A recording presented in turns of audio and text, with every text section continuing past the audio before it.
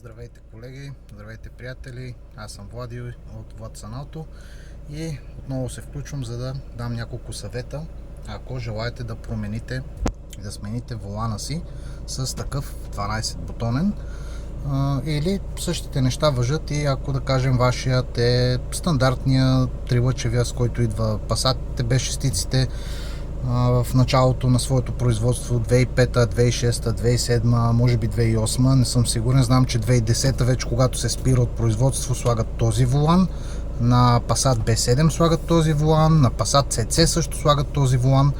Така че ако вие сте с някой от по-старите, както аз бях, дори с бутони, просто по-старият модел волан, който аз намирам за изключително грозен на база, нали, целият автомобил, цялото табло, абсолютно всичко, и желаете да го смените, ще дам няколко съвета, които, нали, не е задължително да изпълнявате всички от тях, но сега ще отворя скоба защо и в кои случаи не е необходимо.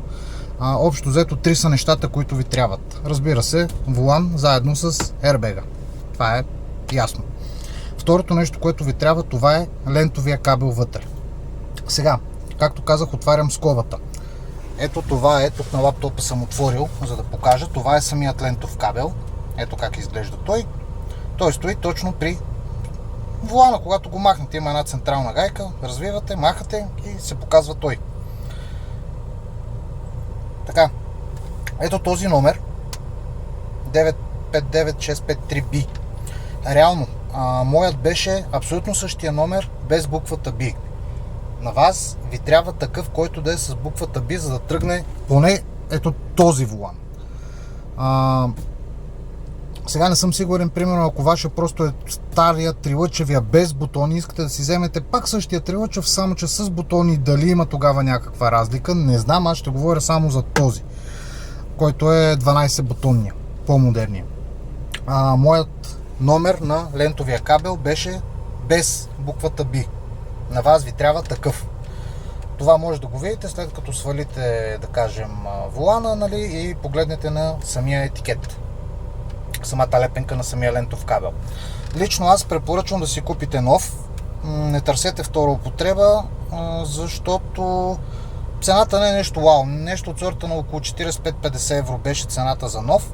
И по-важното нещо е защо да се насочите към нов е точно тази червена пластмаса. Тя е направена да не се върти.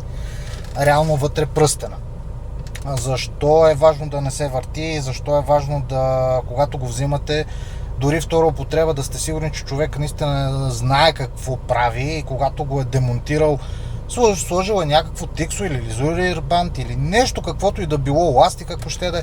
Просто идеята е, когато е свален втора употреба, да не е въртян, както при аз, когато свалих моя, просто си играх, без да знам, и човека, който ми монтира новия волан, ми каза, че всъщност това е много грешно, защото то си има определени обороти, когато е завъртян, наляво или надясно, и след като вие си поиграете или човека, който го е свалил преди вас, не знае тези неща и, да кажем, го е хвърлил някъде, той се, да кажем, направил един оборот, два оборота, нещо се е случило, докато е разхвърлян там из кашони и стилажи насам натам. След това може да, когато правите пълен лев или пълен десен, нали, да го монтирате на колата и при някакъв по-остър завой такъв да ви се скъса. Момчето, което ми монтира волана, каза, че има механизми и начини по какъв начин можете да си го възвърнете, ако не е скъсан и е втора употреба, или вие сте си свалили вашия и сте си играли с него. Имаше някаква схема, 2 наляво, 3 завъртания надясно, нещо подобно, или 5 надясно, после връщате 2 наляво. Нещо подобно беше, но често казано не съм го запомнила и не ми беше на цел да го запомням. Аз си купих директно нов, ето такъв, и той идва директно законтрен по този начин, за да не се върти. Така че, ако вашият лентов кабел е с буквата Б, честито, няма да си купувате нов. Ще спестите едни 50 евро, примерно. Но ако не е с тази буква Б на номера, означава, че трябва да си купите нов. Просто няма да тръгне, няма да ви се включи airbag. Буксата, макар да изглежда една и съща, всъщност е различна. Така, второто нещо, което ви е необходимо, е модула под волана. Ето това нещо изглежда. Ето, тук отдолу стои. Като махнете тази кора, той стои така закачен. Някои хора го предлагат, както аз го закупих, директно с лодчетата за мигачите, цялата конзола. Ето ви го как е заедно с свален, заедно с лентовия кабел. Реално тук стои волана отпред, а това стои отдолу. Това вече е вързано към конзолата. Отива вече насам към колата, към купето. Така че да, това е модула, който задължително ви трябва. Като тук съм отворил на една лепяща бележка, съм отворил трите вида номера, които на вас ще ви свършат работа. Снимайте си ги, стопирайте видеото, запишете си ги. Реално, ако вашият модул не завършва с някой от тези трите символа AK, AJ, AH, ако не завършва по този начин, означава, че волана ви няма да тръгне. Тоест, вие ще може да завивате, но няма да работят бутоните, няма да светят, нищо това няма да бачка. Така че трябва някои от тези три номера трябва да си го набавите, някой модул с някои от тези три номера, за да се случат нещата. Така, общо взето, това са трите неща, които са необходими. Модул под волана, лентов кабел и волан заедно с airbag. Сега, аз, разбира се, както винаги за всичко, минавам по възможно най-трудния път. Какво се случи при мен? След като сменихме волана заедно с airbag, установих, че примерно задната ми чистачка не работи, установих, че просто самия волан не индикира като хората. Airbag не искаше да влезне по някаква странна причина, макар че буксите са абсолютно еднакви с моят оригиналния лентов кабел. След като го смених, всичко беше окей.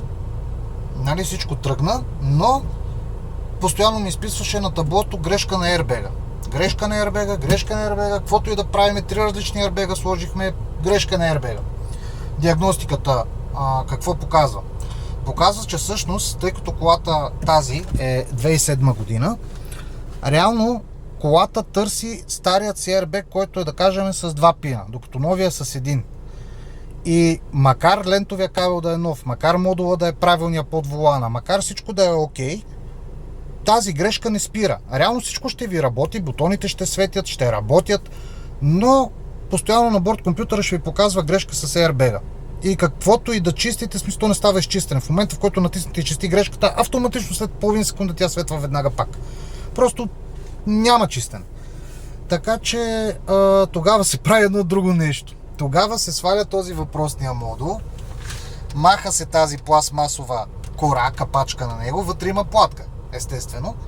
И на тази платка от задната страна се запоява, трябва да се купи, той струва някакви стотинки, центове вече, този резистор. Този резистор е 2,2 ома.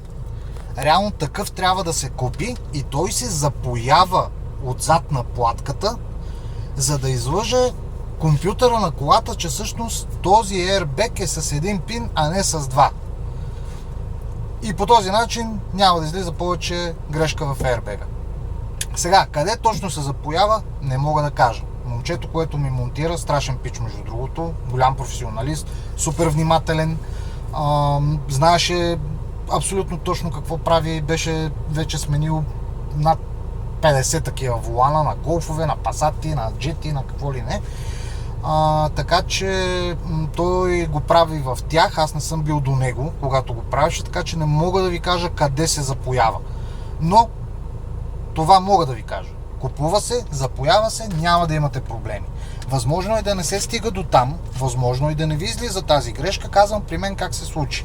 Макар всичко да беше както трябва да бъде, с правилните номера, правилните модули, правилните лентови кабели, все пак се случи. И още една гадна част, която аз не знаех, той ми я каза. Освен, че се запоява този резистор, отзад също така се търка, буквално се изпилва една от магистралите, една от трасетата между чипчетата, защото в момента, в който тръгвате и свържете буксите на модула, и ако не изтрите тази магистрала, нещо става грешка, изписва грешки, абсолютно всички airbag в колата ще ви гръмат едновременно. Което е доста страшничко, ако трябва да сме честни. Така че да, имайте го на предвид. Горещо препоръчвам, ако не сте правили тази процедура преди, да се свържете с момчето, което на мен ми монтира моят волан. Намери го съвсем случайно в интернет. Оказа се много голям пич от София. Тук ще ви сложа и ще ви покажа неговия телефонен номер. Ето го. Можете да му звъннете или да му пишете. Той има на социални канали. Аз лично комуникирах с него по Viber. Може да се разберете за ден, за час, кога може да се монтира, като разбира се, можете да не ходите като мен 3 пъти при него, а да си набавите нещата от това видео, което вече споделих с вас. Ще ви спести примерно ходения и така нататък и различни разправи. Тъй като, пак казвам, при мен се наложи така да бъде. Тоест, отивам един път, не става. Лентовия кабел се оказва, че е проблемен. Сменям лентовия кабел, вече при втория път отивам, пак не става, изписва грешка. Айде, трети път отивам, запоихме този резистор и изтърка се там едната магистрала, нещата станаха. Мисълта ми е, за да не правите тия изпълнения и вие, или още по-зле да ви думнат всичките ербеци или нещо подобно, ви препоръчвам да си набавите необходимите неща и тогава вече да го потърсите. По-бързо ще стане и за вас, по-бързо ще стане и за него. Разбира се, ако модула ви, както и лентовия кабел, вече има необходимите символи, както казах, отново ще се повторя, лентовия кабел с буквата B, а модула трябва да е с някои от тия три символа накрая. Ако такъв е случая, окей, значи всичко ви е наред, единствено само трябва да си купите волани и airbag. Това е. Как може да видите без да разглабяте? Ами с вакуум. С диагностика директно ще ви покаже номера на модула. Ето този, примерно от снимката е с AC от интернет.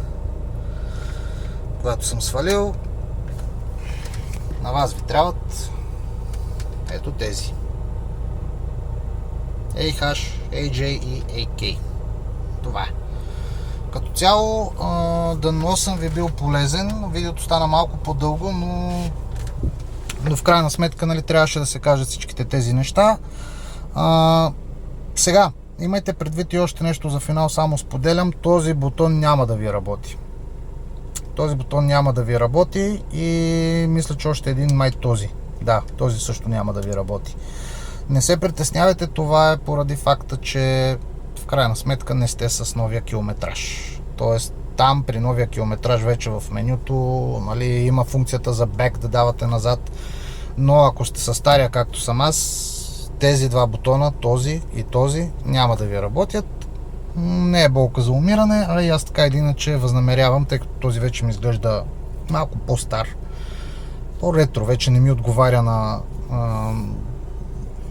колата отвътре на интериора. Ще го сменя, разбира се, с този черно-белия, който си е от Passat B7. Тогава нещата вече ще се случат и тия бутони ще работят. Но имайте го на предвид, да не се чуете, че има някакъв проблем. Не, няма. Просто тези двата няма да работят, ако сте с този километраж. Когато го сменя, и за него ще направя видео, защото и там не е просто plug and play, както си мислех, че е с волана. Отвивате, слагате, завивате, край, всичко е наред, нали? Оказва се, че нищо не е толкова просто, така и с километражът. Вътре е цялата електроника в него, реално трябва да се обучи цялото табло, вътре е мобилайзера също така в самия километраж. Тоест, тая сивата лайсна, понеже тук вече ги няма тези уреди, те са вътре, трябва да се смени тази цялата лайсна, вече не е такава, не е с тези два отвора. Тоест трябва да си купите лайсна, трябва да си вземете кабел от стар километраж към нов. Има един специален кабел, някои хора го продават заедно с километража. И това момче също, което ми слагаше волана, ми каза, че има човек, който ги прави тия неща с таблата. Монтира го, обучава го, защото и там са бая неща, не е толкова просто, но когато стигна до там, ще ви направя видео и за него. Надявам се да съм бил полезен с това видео относно за волана. Ако вие имате някакъв опит или въпроси, каквото и да помогне на общността ни, моля, оставете ги в коментарите. и желая всичко добро и успешен ден на всички вас.